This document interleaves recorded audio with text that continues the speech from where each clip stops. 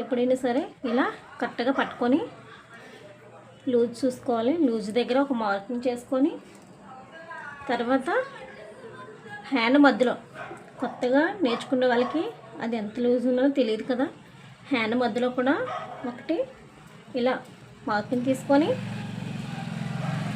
ఇప్పుడు బ్లౌజ్ లాస్ట్లో మొత్తం బ్లౌజ్ని ఇలా ఉగ్గు లేకుండా సర్చ్ చేసుకొని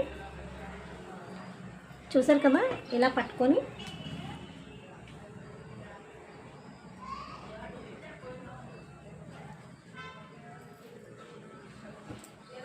ఇలా మార్కింగ్ చేసుకోవాలి.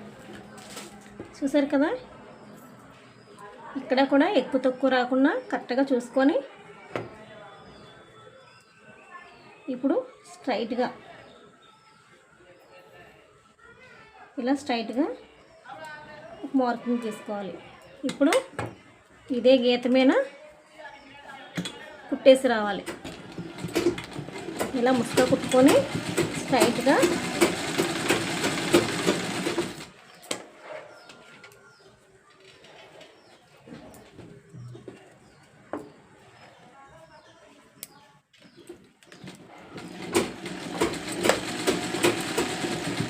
ఇలా ఖర్చుని బ్యాక్ సైడ్ తిప్పుకొని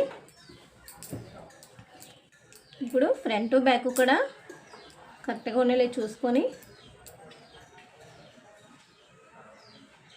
చూసారు కదా, ఇలా చూసుకొని ఇలా స్ట్రైట్గా ఇప్పుడు కూడా స్ట్రైట్గా ఇలా మార్కింగ్ తీసుకుంటూ రావాలి.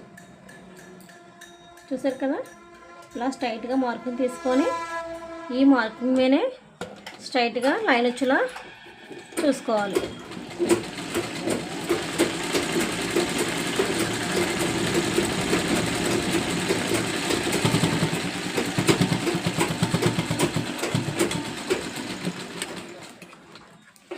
ఇప్పుడు కూడా ఒక స్కేల్ ఉంటే స్కేల్తో మనం మార్కింగ్ తిన్నంగా తీసుకొని ఆ స్కేల్ ద్వారా మార్కింగ్ తీసుకొని అదే గీత మీద మనం స్ట్రైట్గా కుట్టి రావాలి.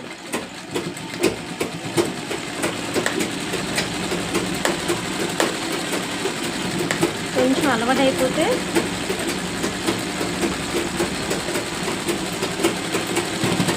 మనకి కూడా స్ట్రైట్గా వచ్చేస్తుంది. కొత్తలో అలాగే కొంచెం వంకరగా వస్తుంది. చూసారు కదా, స్ట్రైట్